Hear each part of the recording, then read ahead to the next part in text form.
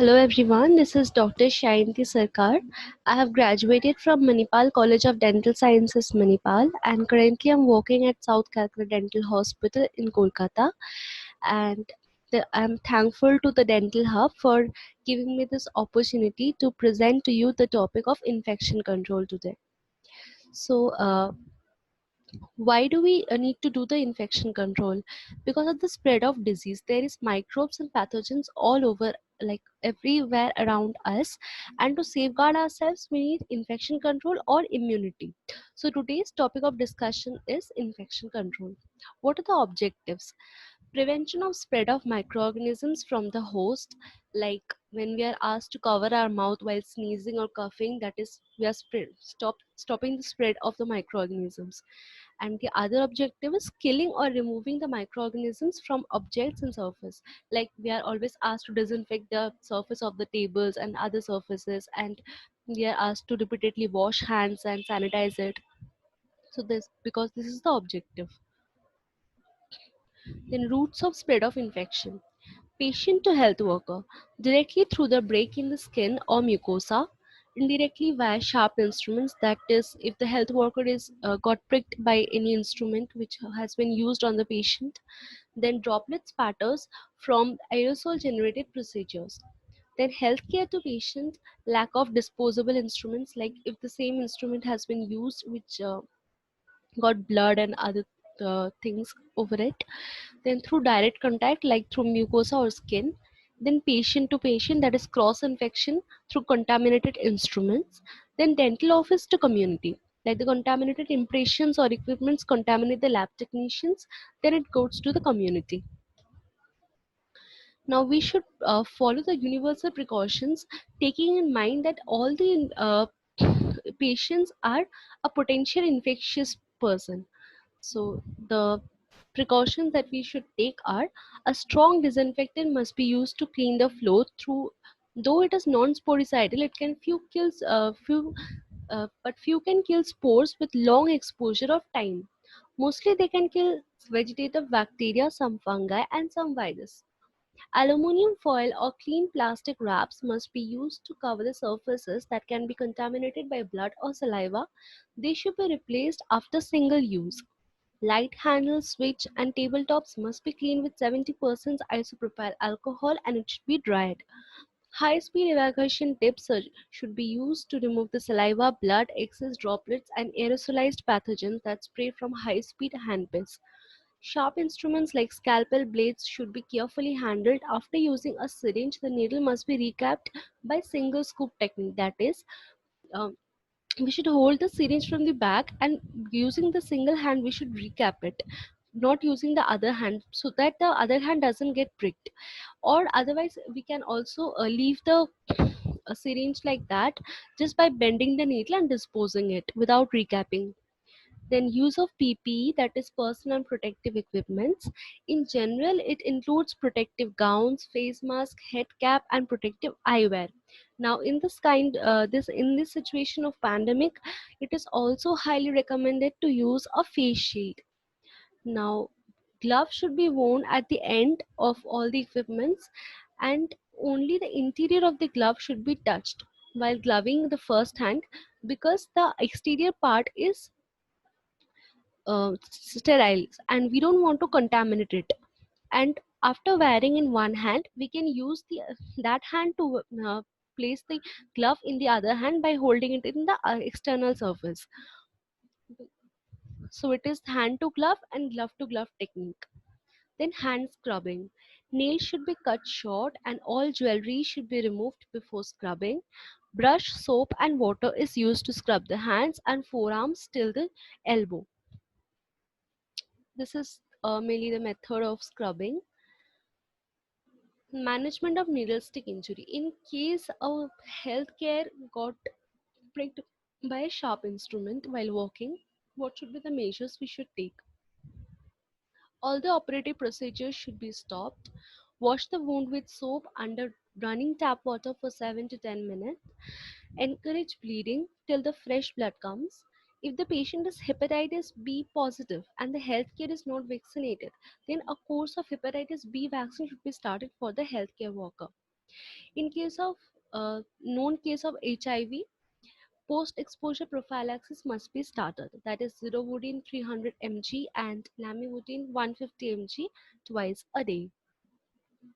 Now, categorization of operatory sepsis, so that we can classify which instrument has to be sterilized in which way and all.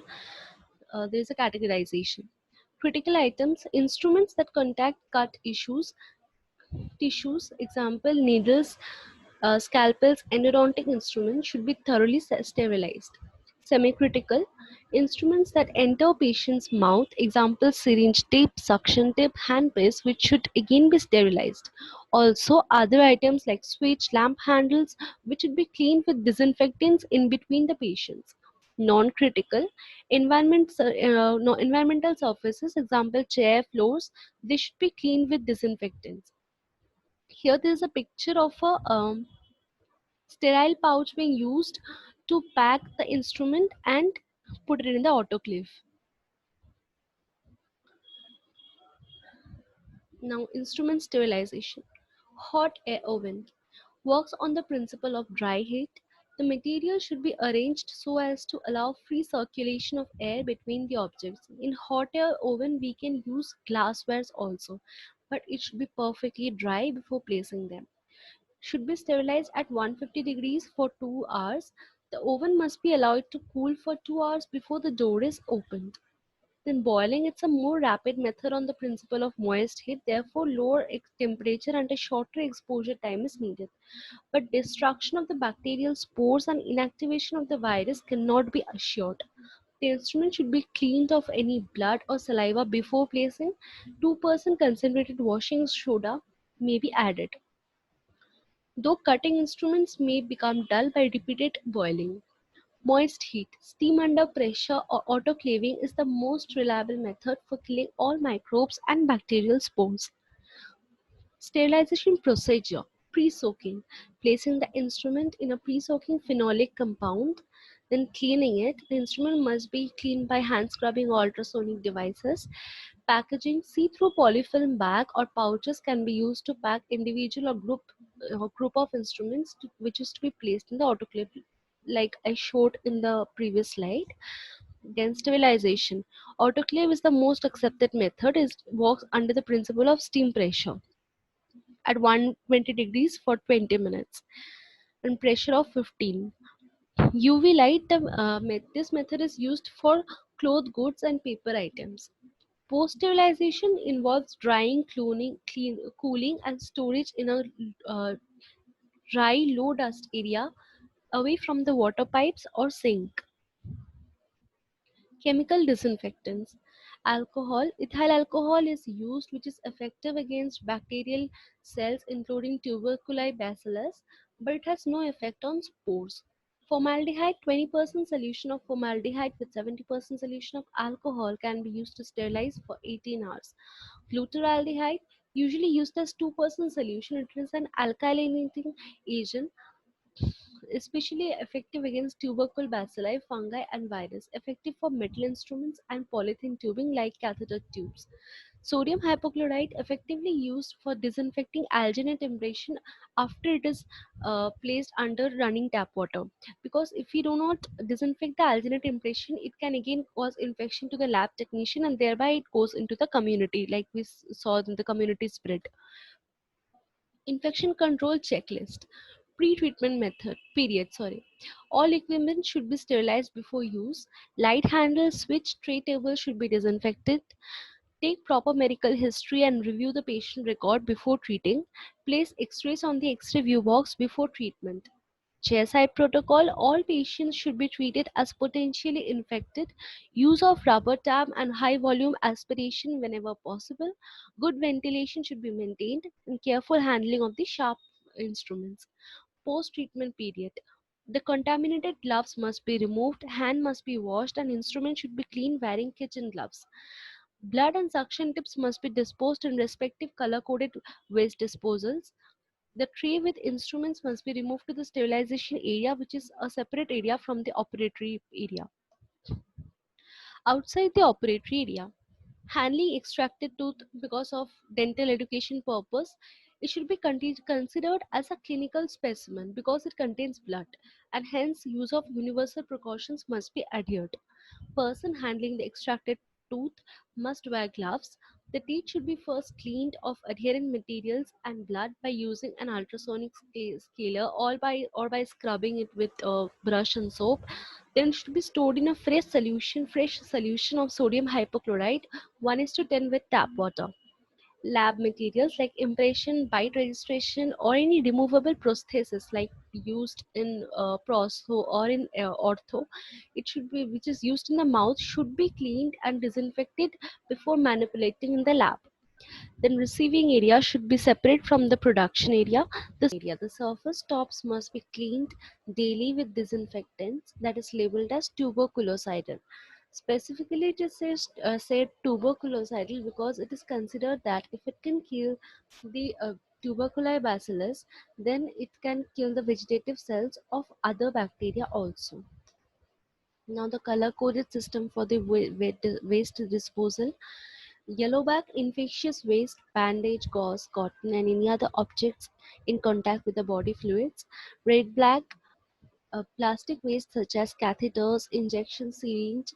Blue bags, all types of glass bottles and outdated medicine. Black bag for needles without syringes, blades, sharp, and all metal articles. Dental water line. It is said that it is a hub for the inhabiting of the microorganisms and their proliferation, which is called a biofilm.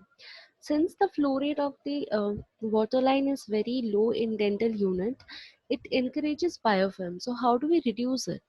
By flushing of water lines with 5.25% sodium hypochlorite. Filter and anti-retraction valves must be installed in the water lines as close as possible to the point of use. They will prevent the backflow of the fluid into the tubing. Use of sterile water delivery system. Coming to the conclusion, disease transfer to the dentists and dental staffs during the dental care is considered as occupational exposure, while disease transfer from one patient to another is cross infection. Thereby, we are all vulnerable to this. Therefore, the dental healthcare provider must be knowledgeable about diseases common in dental operatory and must follow high standards of infection control to ensure safety for all. And the other method of safeguarding ourselves from diseases is immunity, which is not today's topic of discussion. So I'm leaving this for you to explore both the science and the movie. These are my references. I hope in this pandemic everyone is following all the safety measures given by the WHO guidelines, and those who are practicing in the dental clinic, they will also definitely follow the infection control protocols. Thereby we don't have to panic, and we can keep ourselves safe and others also safe. Thank you.